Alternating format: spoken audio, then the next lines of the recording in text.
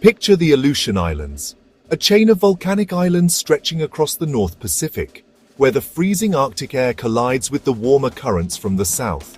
These islands, seemingly far away from everything, became a battleground during World War II.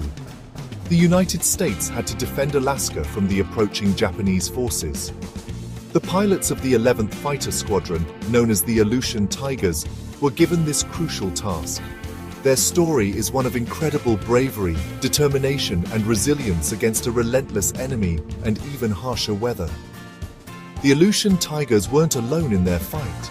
The vast distances and logistical nightmares of the campaign meant they had to team up with the Royal Canadian Air Force.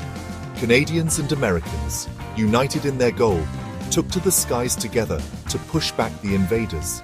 Their missions were incredibly dangerous. The skies above the Aleutians were often thick with fog, pounded by icy rain, and battered by winds strong enough to rip a plane apart. Yet these brave men never gave up. They knew how important their mission was: to hold the line in the North Pacific and prevent the enemy from gaining a foothold in North America. The Aleutian Islands campaign didn't start with a bang, but with a stealthy whisper. It was June 1942. Just 6 months after the attack on Pearl Harbor. The Japanese, wanting to distract American forces from their planned attack in the Central Pacific, launched a two-pronged assault. Their targets, the strategically important islands of Attu and Kiska, the westernmost points in the Aleutian chain. At the same time, Japanese aircraft carriers, the same ones that attacked Pearl Harbor, struck at Dutch Harbor in the east.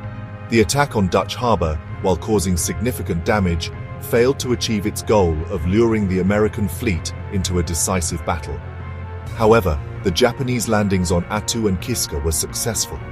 Japanese forces, facing minimal resistance from the outnumbered American defenders, quickly captured both islands.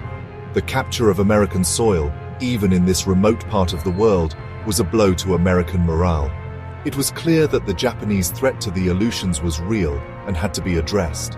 The United States, still recovering from the attack on Pearl Harbor, now faced a war on two fronts in the Pacific. The responsibility of responding fell upon the men of the 11th Fighter Squadron.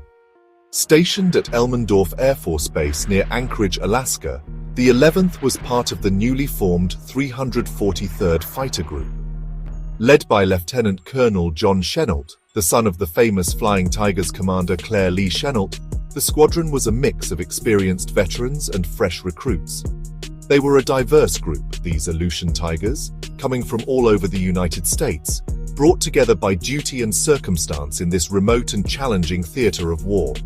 Their aircraft, the Curtiss P-40 Warhawk, was already a bit outdated in 1942. Outmatched by the nimble Japanese Zeros in the skies over the Pacific, the P-40 was nonetheless a tough and dependable workhorse. It was well suited for the harsh conditions of the Aleutians. The P-40S of the 11th Fighter Squadron soon became easily recognizable by their unique markings. The snarling tiger's head painted on the engine cowling, a tribute to Chennault's father and his famous Flying Tigers. These markings were more than just decoration. They were a symbol of defiance, a message to the enemy that the Americans were there to fight.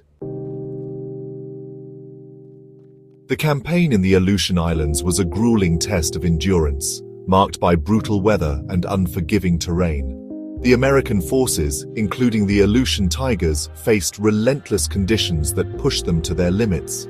Supplies were scarce, and the isolation of the islands only made things harder. This was a battle of perseverance as much as strategy. The Aleutian Tigers didn't fight alone. They worked closely with Canadian forces, forming a strong partnership that was vital to their success. This collaboration brought together different skills and resources, creating a powerful force against their common enemy. The camaraderie and cooperation between American and Canadian troops were essential in overcoming the challenges of the campaign. The Aleutian campaign wasn't just about the immediate battles. It had a bigger strategic importance. Controlling these islands meant securing a crucial position in the North Pacific, which was vital for both defense and future attacks. The Aleutian Tigers played a key role in ensuring that this strategic advantage was maintained, contributing to the overall goals of the Allied forces in the region. In the end, the efforts of the Aleutian Tigers and their allies were not in vain. Their perseverance and determination in one of the toughest theaters of World War II helped secure a crucial victory. The legacy of the Aleutian Tigers is a testament to the courage and resilience of those who served in these remote and unforgiving islands. Their story remains an inspiring chapter in the history of the war.